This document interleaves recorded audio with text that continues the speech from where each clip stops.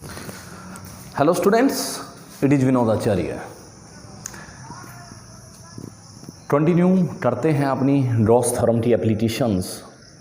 Gauss theorem की last application में हमने देखा था electric field due to a charged spherical shell, और आज का हमारा टॉपिक है electric field due to a charge non conducting sphere. याद कीजिए, मैंने बताया था आपको कि हमारे पास जो स्फीयर होती है, जो स्फेरिकल स्फीयर हमने बनाई थी, उसके सरफेस के ऊपर चार्ज था, और आज हमारे पास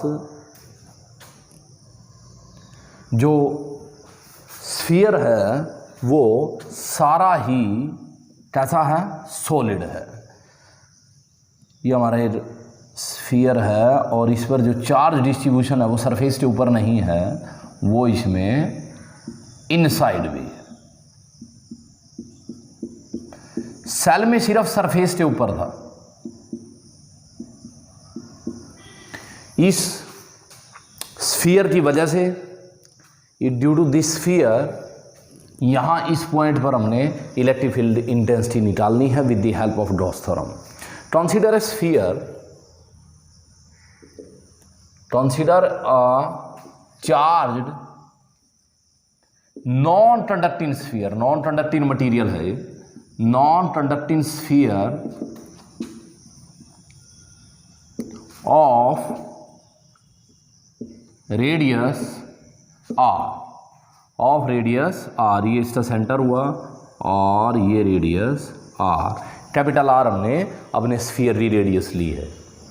consider a charge Q be the charge, Q be the total charge uniformly distributed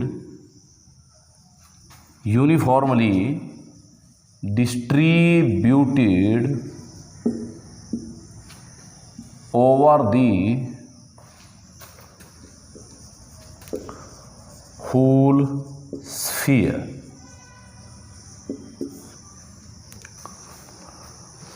Let assume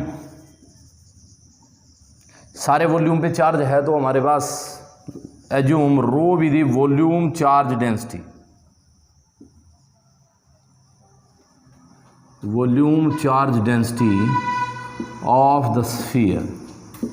volume charge density याद कीजिए क्या होता था, वॉल्यूम चार्ज डेंसिटी तो वॉल्यूम पर यूनिट वॉल्यूम, चार्ज पर यूनिट वॉल्यूम, सॉरी, चार्ज पर यूनिट वॉल्यूम, पर यूनिट वॉल्यूम। यदि ये यूनिट ले लें हम वॉल्यूम की, उसका चार्ज हमारे पास रो है, and rho is equal to क्या है, total charge divide by total volume of the sphere, pi 4/3 pi R cube. Yes,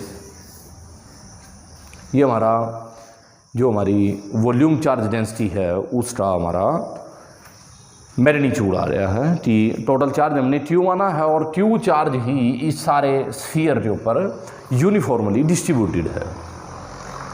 तो we want to find out electric field at a point P, we want to find electric field at a point P. We have three cases. Now we have three cases. Case 1, sphere की तरह हमारा जो case 1 है, the point P lie outside the sphere, point P lie outside the sphere. ये हमारे पास जो volume charge density आई है, इसको मैंने यहां लिख दिया, वॉल्यूम चार्ज डेंसिटी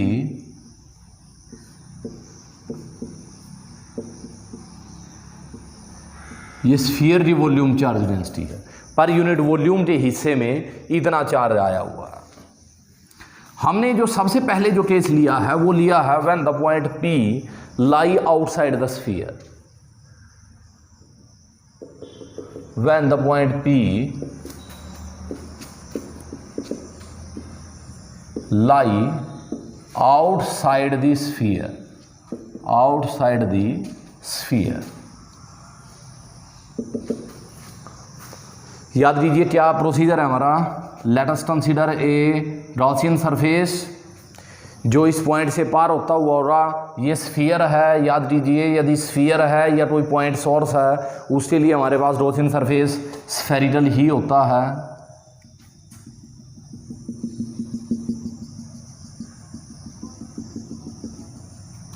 और ये डिस्टेंस हुई हमारी स्मॉल आर, ये हमारे पास डिस्टेंस हुई small R. Let us consider a Gaussian surface, a Gaussian surface which is a sphere of radius r, radius r। Gaussian surface हमने लिया है, वो एक स्फीयर है जिसकी रेडियस r है। अब इलेक्ट्रिक फील्ड निकालिए सबसे पहले। अब गॉसियन सरफेस के ऊपर हमने दो चीज़ों को स्पेसिफाई करना होता है। पहला ई एंड थीटा। ये हमारा एक स्फीयर है, स्फीयर पॉजिटिव चार्ज है और positive charge radially outward field हो रहा। यहाँ देखिए radially outward, the electric field is radially outward, electric field is radially outward, radially outward. Similarly Gaussian surface की सेंटर से या इस पूरे चार्ज से जो डिस्टेंस है वो हर जगह सेम है। इसका मतलब क्या था पूरे सरफेस के लिए, एंड यूनिफॉर्म, और उसकी वैल्यू भी यूनिफॉर्म है, यूनिफॉर्म वैल्यू है। इलेक्ट्रिक फील्ड हमारा रेडियली आउटवर्ड है और यूनिफॉर्म है। After that specify theta. Theta is the angle between E and A और ds मान लो, ये लो ds element, E and ds। यहाँ हमने एक एलिमेंट लिया है, यहाँ एक एलिमेंट हमने लिया है, और angle between E and area element. ये एरिया एलिमेंट हमारा यहाँ ये लिया हमारा, ये एरिया एलिमेंट हमारा, सॉरी ये एरिया एलिमेंट गॉसियन सरफेस पे लिया है और इस सरफेस से नॉर्मल ये हमारा, और ये हमने दिखा दिया। ये लो एरिया एलिमेंट की डायरेक्शन हमने एन यूनिट वेक्टर से दी है। एन यूनिट वेक्टर लगा लो, ये लगा लो, ये ऐसे लगा, ये लो एरिया एलिमेंट हो गया। ये हमारा एरिया एलिमेंट ds की डायरेक्शन ए से हमने दिखा दी है, और ई भी यहाँ ऐसे ही है। तो theta between E and A is 0 degree at this position.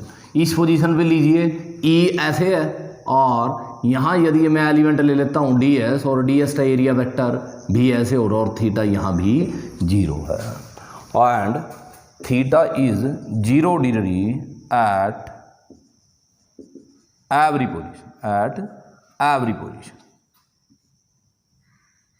Position. E and theta specify हो चुका है हमारा गॉसियन सरफेस में। यस, अब ये बताइए इस गॉसियन सरफेस में टोटल चार्ज जितना है, जितना चार्ज, अब इसके अंदर तो ये स्फीयर है, जितना इस स्फीयर के ऊपर चार्ज और स्फीयर के ऊपर चार्ज हमने कितना माना था, Q। The charge inside the Gaussian surface, charge inside the Gaussian surface,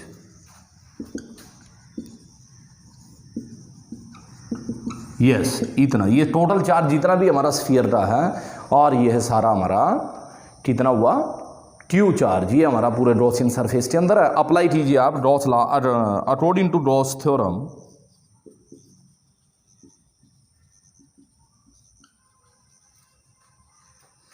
E dot ds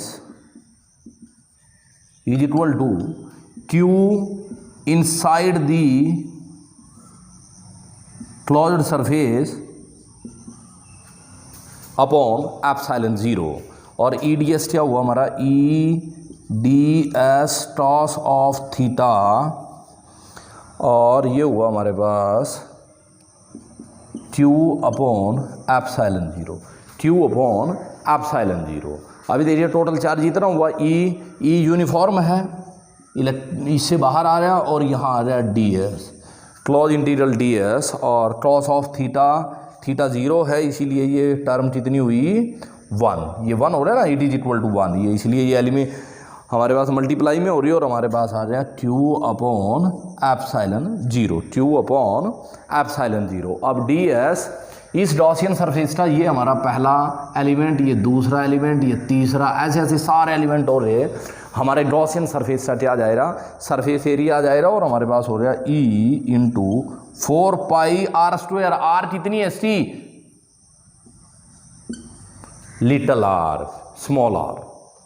याद रखना यहाँ कन्फ्यूज ना हो जाए, यहाँ कन्फ्यूजन हो जाता है, और हमारे पास ये आया q अपॉन एप्सिलॉन 0, और यहाँ से E हमारे पास आया E is equal to 1 upon 4 pi epsilon naught q upon r square. और similarly which is same as the point charge,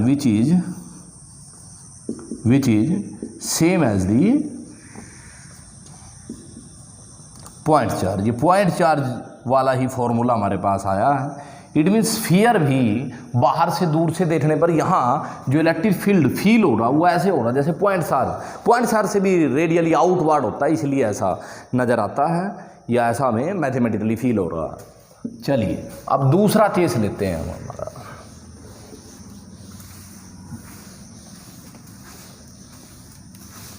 इसको ये हमारा पहला केस था when r is greater than r, और केस दूसरा है हमारा केस 1 आउटसाइड, E आउटसाइड, ये हमारे पास E आउटसाइड आया, E outside the sphere. When case 2, when point P lie on the surface of the sphere, surface of the sphere, it means r is equal to r। अब ये point P यहां से उठाइए और यहां ले आइए। जब ये पॉइंट P यहां आ जाएगा और यहां हमने गॉसियन सरफेस बनाना पड़ेगा, तो गॉसियन सरफेस जस्ट इससे अबव होगा, और r और कैपिटल R दोनों नियरली इक्वल हो जाएंगे, और हमारे पास और सारी जो हमारी कैलकुलेशन है वो सेम रहेगी, और इलेक्ट्रिक फील्ड एट सरफेस हमारे पास आ जाएगा 1 upon 4 pi epsilon naught q upon, और जहाँ स्मॉल r था वहाँ हमारे पास आ गया कैपिटल R, वो हमारे पास आया कैपिटल R। और यहाँ देखिए R, और ये देखिए ये r स्क्वायर है, इसकी वैल्यू ज़्यादा है, r की वैल्यू ज़्यादा है, r की वैल्यू ज़्यादा है, यहाँ कैपिटल R है, ये स्मॉल r से छोटा है, इसीलिए हम ये भी बोल सकते हैं E सरफेस की जो वैल्यू है वह E आउटसाइड से ज़्यादा है। ये बात समझ आई? अरे इसकी वैल्यू कम है, इसकी वैल्यू ज़्यादा है, यहाँ देखिए R, ये देखिए जब ये आउटसाइड है तो r ज़्यादा है, जब यहाँ पहुँचे तो स्मॉल r छोटा हो रहा है, वो कैपिटल R के बराबर आ रहा है। तो हमारे पास ये दूसरे केस में हमारे पास आया when the point P lie on the surface of the sphere. तो हमने यहाँ इसको लिख दिया है, ये लीजिए, हमने यहाँ लिखा E सरफेस, और ये हुआ हमारे पास 1 upon 4 pi epsilon naught q upon r square. ये हमारे पास दूसरे केस का रिजल्ट है। चलिए अब तीसरा, ये थर्ड वन केस हम बनाते हैं, और थर्ड केस है हमारा when the point P lie inside the sphere, when the point P lie inside the sphere,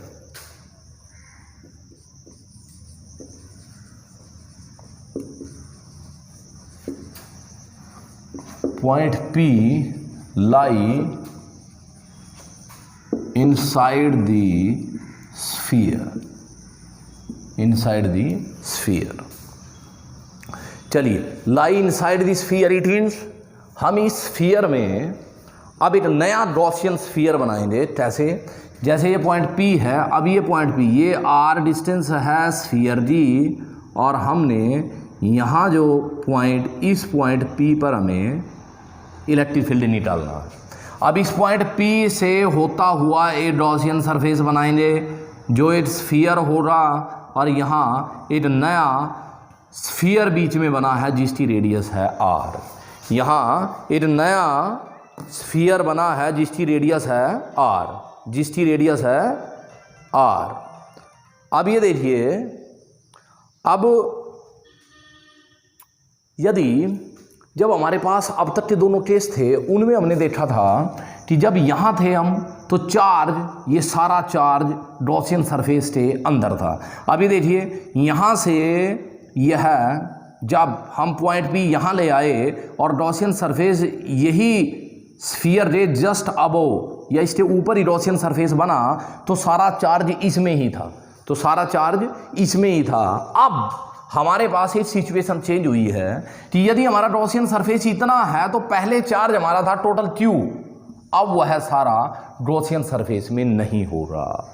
अभी देखिए चार्ज तो बाहर भी है, हमने सिर्फ वो चार्ज लेना है according to the Gauss theorem कि charge inside the Gaussian surface. अब गॉसियन सरफेस हमारा इतना है, अब इस जितना वॉल्यूम इस स्फीयर का आया है गॉसियन सरफेस में, उस वॉल्यूम का चार्ज हम निकालते हैं। तो हमें याद है volume charge density, volume charge density कितनी थी हमारी, रो, और वो थी Q/4/3 pi r³। Yes, it means volume charge पर unit volume, it means charge पर यूनिट वॉल्यूम, चार्ज पर यूनिट वॉल्यूम है हमारा ये 4/r, चार्ज पर यूनिट वॉल्यूम। अभी देखिए हम लेते हैं Gaussian surface, consider N Gaussian surface, Gaussian surface which is a sphere of radius r, of radius r। yes, volume, इसका वॉल्यूम कितना बनेगा, इस गॉसियन सरफेस का volume, charge within the Gaussian surface, Gaussian surface में कितना charge हो रहा ये हमें चाहिए, तभी हमारी कैलकुलेशन पूरी होगी। हमारा हो रहा चार्ज पर यूनिट वॉल्यूम, ये रहा चार्ज पर यूनिट वॉल्यूम, इसका मतलब volume of Gaussian surface into rho. Volume of Gaussian surface निकालिए 4/3 pi r³ into per unit volume charge जितना हुआ 4/3 पाई r³। 4/3 पाई से 4/3 पाई कैंसिल हुआ और हमारे पास आया Q r³ divide by r³। ये charge within the Gaussian surface हमारे पास आया है कि इस वॉल्यूम में, गॉसियन सरफेस के वॉल्यूम में कितना चार्ज हो रहा। हमने अपने गॉसियन जो सरफेस है उसका वॉल्यूम लिया और उसको चार्ज पर यूनिट वॉल्यूम से मल्टीप्लाई कर दिया और हमारे पास चार्ज आ रहा within the Gaussian surface, within the Gaussian surface. अब charge within the Gaussian surface, अब इसका इलेक्ट्रिक फील्ड देखिए कैसा हो रहा।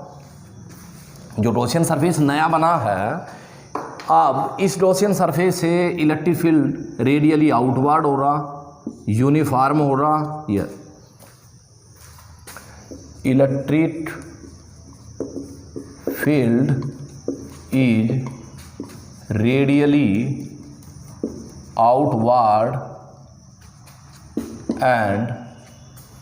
Outward and uniform. यूनिफॉर्म क्यों है, वाई इट इज यूनिफॉर्म, क्योंकि हमारे गॉसियन सरफेस से जो अंदर वाले चार्ज हैं वो सेम डिस्टेंस पे हैं चारों तरफ। यस, और दूसरा theta, define theta, theta is the angle between E and A, E and A. Yes, यहाँ से यदि ई ऐसे है, इस पे कोई भी एरिया सरफेस एरिया एलिमेंट में लेता हूँ ऐसे, या वॉल्यूम एलिमेंट लेता हूँ, ये देखिए अब ये एरिया एलिमेंट हुआ और यहाँ एरिया एलिमेंट हुआ, तो उसका जो यदि ये डी एस है तो इसका जो एरिया वेक्टर बनेगा वो कैसे बन रहा है, उसी डायरेक्शन में जा रहा है, आउटवर्ड डायरेक्शन में ही जा रहा है। It means theta is zero, theta is 0 degree, theta is 0 degree. Then apply Gauss theorem, apply Gauss theorem में हमारे पास हुआ E dot D S is equal to Q inside the Gaussian surface divide by epsilon naught, divide by epsilon naught. अब हमारे पास जो ये हुआ E D S cos of theta, यहाँ कितना चार्ज था हमारा, Q R cube divide by capital R cube into epsilon 0। अब ये थीटा 0 है तो ई डी एस की वैल्यू कितनी हुई, अब ई यूनिफॉर्म हो गया और यहाँ बचा डी एस और हमारे पास आया Q R cube divide by epsilon naught capital R cube.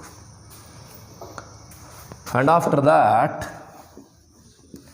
D S और close integral, D S close integral, इसका मतलब यहाँ वाला ये डी एस, फिर यहाँ दूसरा एरिया एलिमेंट, फिर सारा एरिया एलिमेंट। इट मीन्स जो गॉसियन सरफेस है उसका हमारे पास क्या आ जाएगा, सरफेस एरिया, और ये हो गया 4 पाई आर स्क्वायर, और हमारे पास आया Q R cube divide by epsilon naught R cube. अब यहाँ से देखिए आर स्क्वायर से आर क्यूब कैंसिल हुआ, हमारे पास बचा ई, और ये हुआ 1/4 पाई एप्सिलॉन नॉट, और ऊपर बचा है Q R divide by R cube. Yes, and what is R, ये रहा R. It means electric field intensity ये है इनसाइड, ये हुआ इनसाइड, ये था हमारे पास आउटसाइड, ये था सरफेस के ऊपर। जो सरफेस के ऊपर है वो मैक्सिमम है और एक कांस्टेंट है। यस, मैक्सिमम हैंड सरफेस पे है, मैक्सिमम हैंड सरफेस पे है। और अब हमारे पास यहाँ से एक बात और भी हमें क्लियर हो रही है कि E is directly proportional to the R, E is directly proportional to the R inside the sphere. It means E is जो है हमारा जो इलेक्ट्रिक फील्ड इंटेंसिटी है वो R पे क्या हो रही है, डायरेक्टली प्रोपोर्शनल है कि जैसे जैसे R बढ़ता जाएगा। ये देखिए यहाँ से यहाँ तक हमारा स्फीयर है, इसकी रेडियस R है, यदि ये R यहाँ है तो हमारे पास जो फील्ड इंटेंसिटी है इतनी है, और यदि ये R यहाँ हो रहा, अब ये क्या हुआ, जो छोटा R है वो बढ़ रहा है, जो स्मॉल r है वो बड़ा है। इट मीन्स आपकी इंटेंसिटी बढ़ती जाएगी, ये इंटेंसिटी बढ़ती जाएगी और कहाँ जाएगी, यहाँ तक। ग्राफिकली यदि देखें तो हमारे पास सिचुएशन ऐसी आएगी कि ये E है, ये R है, यहाँ हमने एक पॉइंट लिया R and R both are equal, R and R both are equal,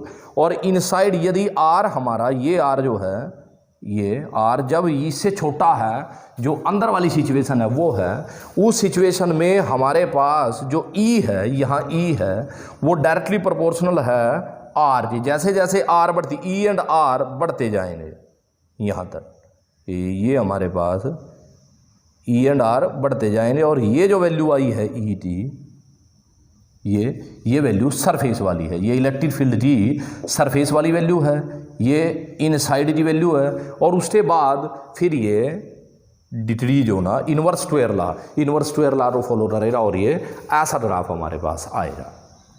देखिए यहाँ से ये इनसाइड वाला जो केस है जिसमें E और R दोनों प्रोपोर्शनल है।